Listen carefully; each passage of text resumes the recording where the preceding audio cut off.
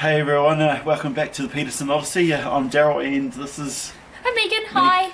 Yes, it's a little bit brisk, but I suppose this is what happens when you start doing this stuff in July in New Zealand where it's middle of winter. And by this stuff Daryl means building out this beautiful van that you see behind us. This is our 2021 yet to be named Volkswagen Crafter, so any ideas let us know. But today's episode, what we're going to start doing is building out our shower. So this is the first kind of cabinet or piece of furniture that's going in. So it's going to be big and exciting, and it's so cold, I think we should just get on with it. This is the first thing we bought, I think. One of the first things. We bought this months ago. Yeah. So what we're doing is we're just going to open this up because we've never opened it. Because we want to see how this will actually attach to the floor of the van, which is going to give us some ideas about how we can build the surrounds that we're aiming to start today. Does it fit? Yes. With not much room.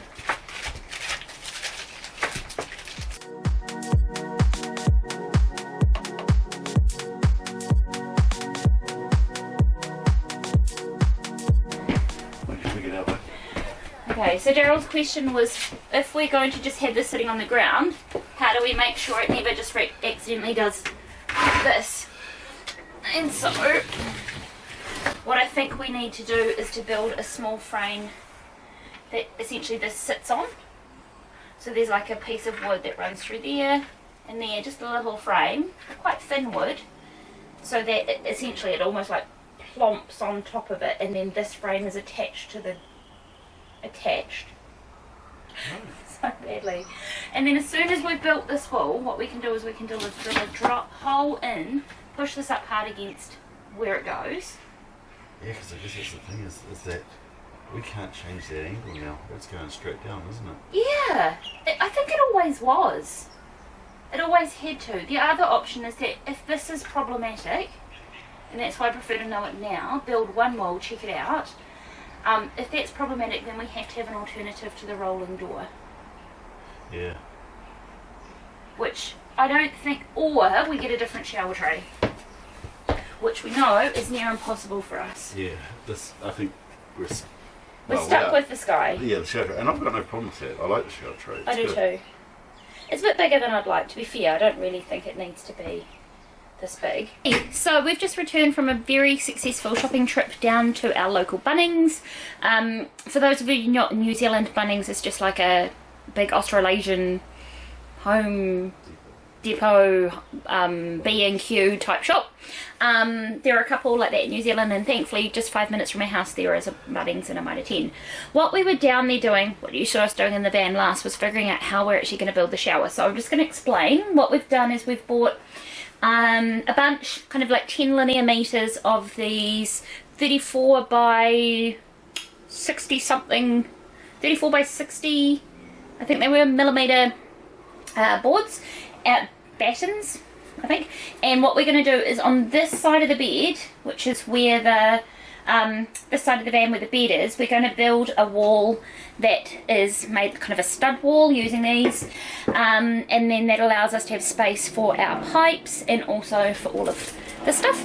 On this side of the van, there's Daryl there, hello. On this side of the shower tray, we're going to just have a piece of 3/4 inch ply or 18 mil ply, and then that becomes both the side of the shower and the side of the pantry, because that's over there.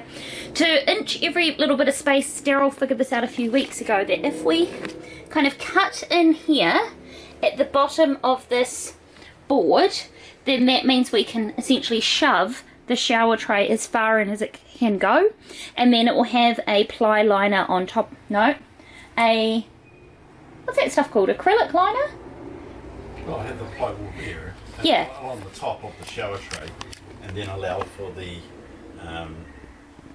shower liner to then come down. Yeah, so the plywood's here, and then yeah, the shower liner will sit in on there, and we think this will just give us just a little few extra millimeters in the van. Every mil counts. What I'm just about to do is to use my favourite tool, the multi-tool, and just multi-tool out that bit. Daryl's marked it up, and then we should be able to shove this guy in, and then we can start building out the stud wall. So this is the circle of where the shower tray is, where it is now.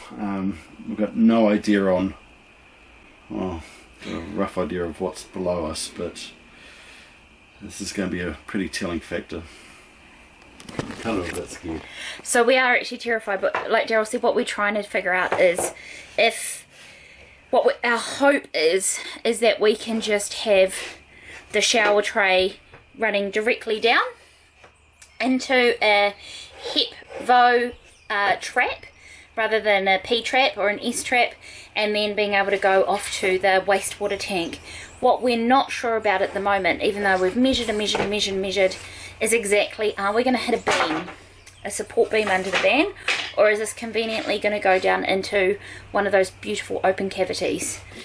If this isn't right, we may need to swap out the shower tray. So, what? Or get a new van. Or get a new van.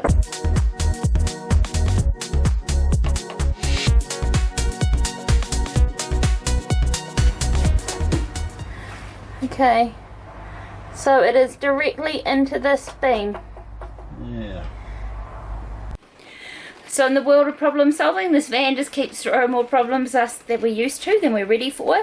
So our plan of going straight down doesn't work. Plan B to check. We've got all these kind of component parts. This bit here goes inside the shower, and here's a bendy tube. There is a drain as well. But I was trying to see if we do have a little bit of space between the rolling shower door we want to install, although that might be able to change too, Daryl, and the top of the van. So we're just trying to figure out if we have any room to build this up, and if we could potentially do an angle so we get the drain going out in the right space. So assuming that this sits in here like that, there's a little gap there for the thread, for the hex. Right, but let's just work. We have, I think that's the 90-degree angle we can get. 140 mil. So that's bigger than anything else we've looked at. Right. So this is probably not the option. Okay, so it's another day. Where we left you yesterday, we were just about to go and head out to see if we could find a more appropriate drain to use in the shower tray that you can't see, but I can tell you is down here. And we've kind of come to the realization that currently what's available to us here in New Zealand, currently what we can even begin to fathom online, we just don't think we're going to get a shower tray that allows us to drain into the right space in the van. Is this something we should have known in advance? Yes. Did we think it was going to be fine? Yes. Have we built everything that we've planned around the shower tray? Yes. And where we got to last night after jumping back on YouTube and going online and reading a lot is actually we think we're going to forgo the shower tray. Whoa, before you start going, you guys are nuts, you can have water everywhere. We are actually just going to build out our own DIY shower tray. So rather than using a commercial one, we are going to create our own in the space here. That allows us to do a couple of things. One of the things it allows us to do is just make sure that we have the drainage absolutely right, so that it can go right down from the shower in the appropriate space down into underneath the van, and then flowing into our grey water tank.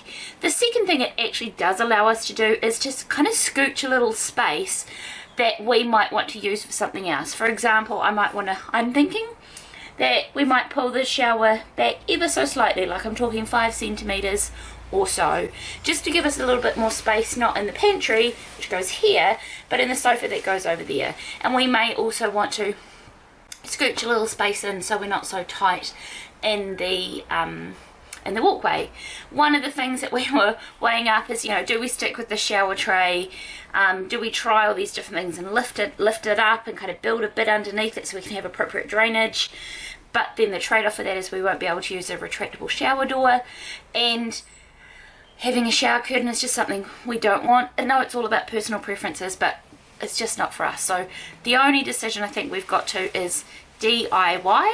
And like so many things in this camper van, we don't know what we're doing, but we're sure that we know how to do it by the finish of the project anyway. So we're now going to work through the whole shower build project. I think this is going to take us a period of time.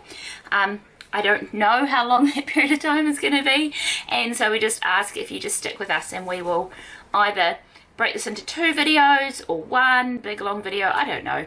But either way we're going to be trying something new and possibly a bit different than what you may have seen in other vans. Alright, good luck, Megan and Daryl.